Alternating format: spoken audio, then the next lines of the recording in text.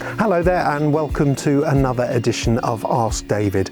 Autumn is well and truly upon us now, and there's lots of tidying up that we need to do, as long as we're not too tidy and we don't tidy away things that are beneficial to wildlife. But there's still the bulb planting to be getting on with, and also just checking out that your plants are okay after the summer season and that they're in good condition, ready to overwinter and get growing again next year.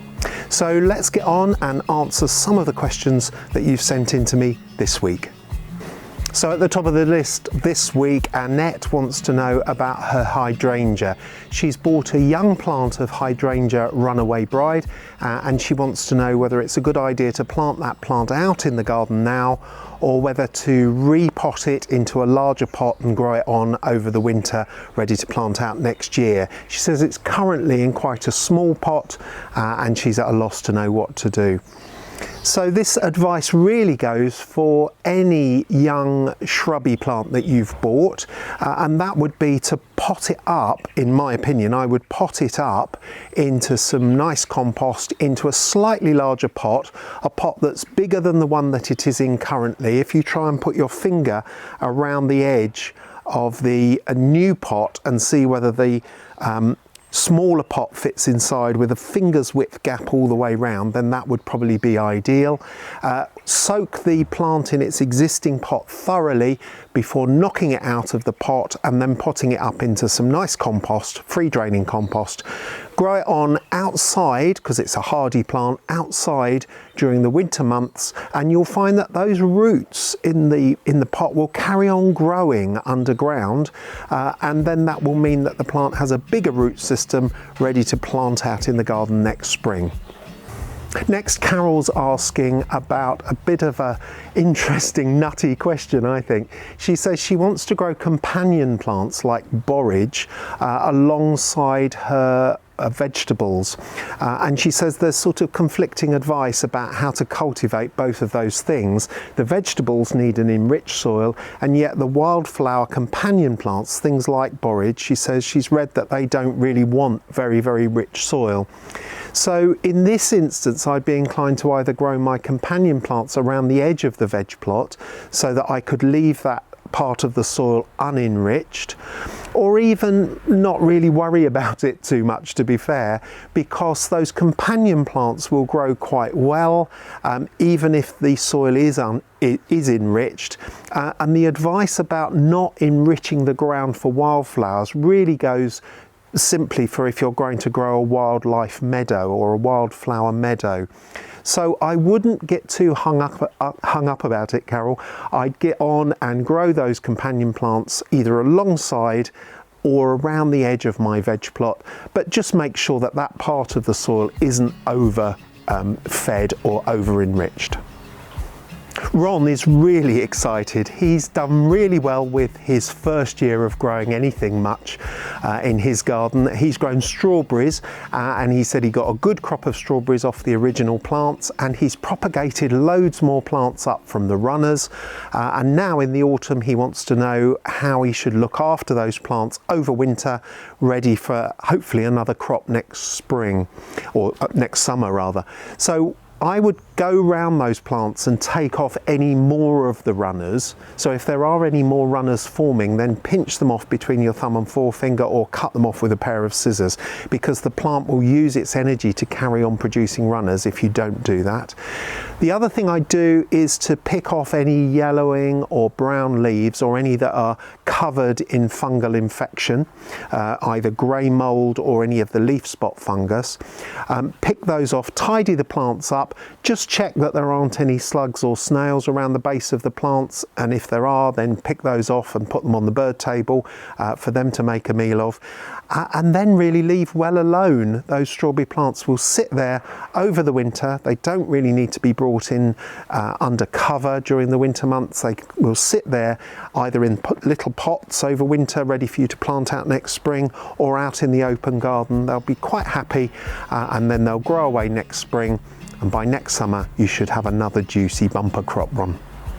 The next question on the list is a really intriguing one because John has got in touch to ask whether he should protect his angel's wings, as he calls it, over the winter months. Now this sort of raises a question for me about when people write in and they use either the varietal name of a plant without giving me the genus or the true Latin name of the plant, or they use common names, because I'm not really sure what that plant is. I'm taking an educated guess in this instance and thinking that it is probably a plant called Senecio angel's wings with very bright silver foliage. It's a really popular plant in garden centres at the moment. They've been selling really well over the last couple of years. And this plant isn't bone hardy. So if you have either very wet soil conditions outside in the garden, or live in a very wet part of the world or a very cold part of the country, then I would bring that plant in to a frost-free greenhouse, keep it on the slightly on the dry side over winter, and that will give it the best chance of surviving. Out in the garden, you can try and encourage this plant to overwinter by planting on a slight mound and then possibly even putting canes in the ground around the plant and covering it over the top, but leaving the sides open, covering it over the top with a piece of polythene that's tied onto those, just to keep the worst of the winter wet out of the crown of the plant, because that combination of winter wet and cold might dispatch your plant if you're not careful. So I hope that's given you some good advice, and I hope that I got the plant right. And last this week, Jane has a question about her pepper plants. She's been growing peppers through the summer. She has about 5 plants and she says she's got some small peppers on. They haven't grown up very much in size, and she wants to know if she can keep those peppers growing and then also ripen. She wants them to change colour. To be perfectly honest, I think the timing here is against you. The summer really has run out of steam, and I don't think those peppers are going to carry on growing and also ripen.